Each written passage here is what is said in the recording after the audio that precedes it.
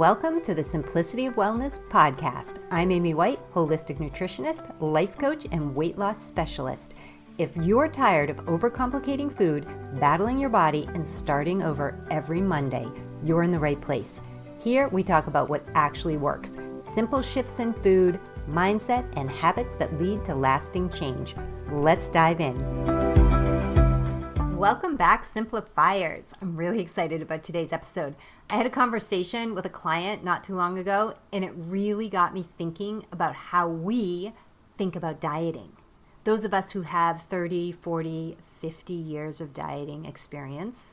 This client and I were probably 5 sessions into her coaching package, and she'd lost 20 pounds. Her back pain had improved, and she was moving way better.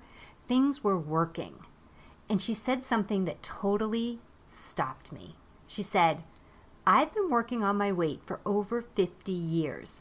And what I've really gotten good at is limiting my choices, cutting things out. She paused and then she said, I spent all that time learning how not to eat. I never learned how to eat. And I've been sitting with this, spinning in my brain for weeks because she said so much in only a few words. 50 years. Not 50 years of failing, 50 years of being really, really good at one very specific skill. A skill that was never going to get her where she actually wanted to go. That's what today's episode is about. Consider this. If you've been dieting for a long time, it's not that you're bad at weight loss. You're actually probably very skilled. You just might be skilled at the wrong thing. Dieting, the way most of us learned it, teaches you one primary skill, elimination. You learn what to cut out. Carbs, sugar, fat, gluten, dairy. The list changes depending on what year it is and what book is popular. But the skill stays the same. Remove the thing. Suffer through the cravings, the energy crashes, the mood swings, lose some weight, gain it back, repeat. And look, you're probably really good at the skill. You know exactly which foods are bad, and I say bad with air quotes. You know how to restrict. You know how to power through a craving. You know how to make it to Friday. You've done it 100 times. The problem is that none of those skills teach you how to feed your body in a healthy and helpful way. They teach you how to fight against your body by ignoring hunger cues. There's a difference between succeeding at restriction and knowing how to eat well. Those are two completely different skill sets. And most women who come to me have spent years, sometimes decades, building the restriction skill and almost no time learning how to eat in a way that works with their body instead of against it. Let me paint a picture that might feel very familiar to you. When you've been in restriction mode for a long time, a few things start to happen. Food becomes a moral category. Things are either good or bad. You're either on track or off track. You've either been good this week or you haven't. There's no neutral. There's no just eating because your body needs fuel. Your appetite stops being a signal and starts being an enemy. You learn to override hunger. You learn to push through it. You learn to be suspicious of it, and somewhere along the way, you completely lose the ability to hear what your body is actually trying to tell you. You develop a reward system that keeps you stuck. You restrict. You lose a couple of pounds. You earn a treat. You have the treat. The treat triggers more cravings. Guilt follows, and you feel like a failure. You ignore the guilt and plan to restart on Monday. I've heard this exact pattern from so many clients that I've lost count. Here's the thing about this pattern that really gets me. The longer you've been dieting, the shorter your list of okay foods gets. You've cut so much out over the years that you're working from this tiny, bland, joyless list of things you've decided are safe foods. You're bored and frustrated because even with all of that sacrifice, even with how little you're actually allowing yourself, the results still aren't there. And here's the part that breaks my heart a little. You know you need to add things back in, but you're afraid to. Because what if it gets worse?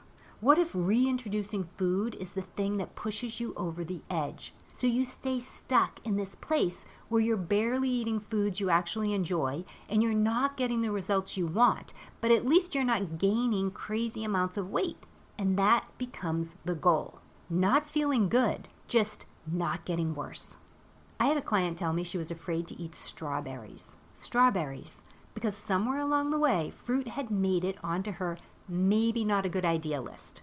She wasn't even sure why strawberries had made it to her maybe not list. She just knew she was afraid to try them. That's what years of restriction does. It doesn't just limit your plate, it limits your thinking. Here's where I see diets go wrong. It's not that cutting calories is bad advice. If fat loss is the goal, a calorie deficit is part of the equation. That part is true. The problem is how you get there. You can cut calories in a way that feels very restrictive and makes you miserable. Low energy, mood swings, cravings that won't quit, thinking about food constantly. Or you can cut calories in a way that calms your whole body with a redistribution of what's on your plate. More protein, the right fats, fiber from foods that actually keep you full. Same deficit, completely different experience. One feels like deprivation, the other feels like fat loss without dieting. And this is where a lot of people get stuck. Cutting calories feels like the right move. It feels logical, responsible even. Eat less, weigh less. But cutting calories without understanding how the different macronutrients work in your body, how carbs, fats, and proteins each play a different role, is where dieting misery comes from. Without understanding how food impacts your body and therefore eating food in a way that helps you function, feel good, and burn fat is when dieting goes wrong. You can be doing all the right things by dieting culture's rule book, eating less, choosing the healthy options, skipping the thing you actually wanted, and still be holding your own progress back without even knowing it. That's the near miss. It looks like the right answer, it just isn't.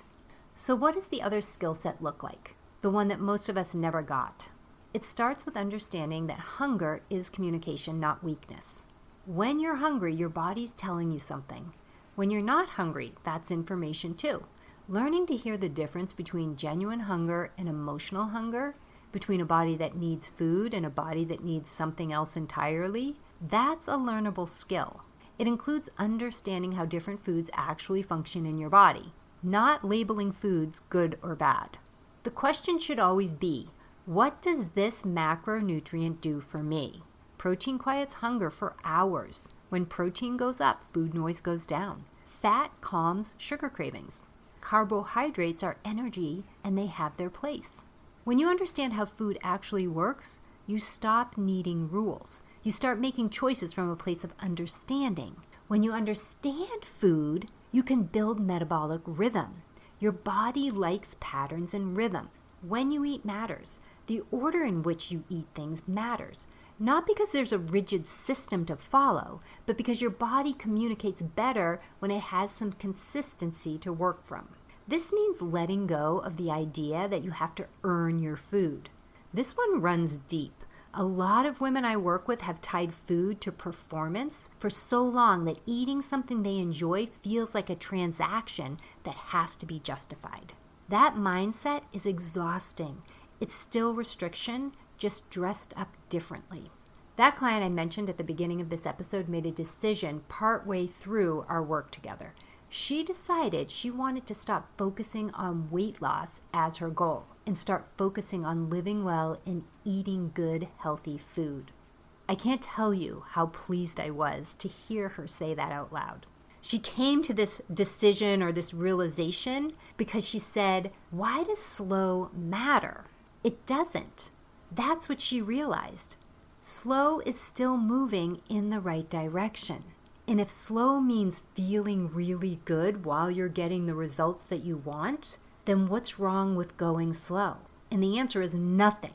The most important thing I want you to notice about that decision that my client made, she wasn't giving up. She wasn't surrendering to the idea that nothing works. She was finally separating two things that had been tangled together her whole life: what she weighed and how she felt. The weight was coming off, not because she was restricting harder, but because she had finally started feeding her body in a way that worked with it instead of against it. When that shift happens, something changes in how you move through the world with food. You stop treating every meal like a test. You stop calculating whether you deserve dinner. You start asking a different question. Not, can I have this, but what does my body actually need right now? That question sounds simple, but if you've been dieting for 20, 30, 50 years, it might be one you've never actually asked. Here's what I want you to take away from this episode. If you've been trying to manage your weight for a long time and it keeps not working, here's the reframe. You're probably very good at restriction, and that skill took years to build. It's just not the skill that gets you where you want to go.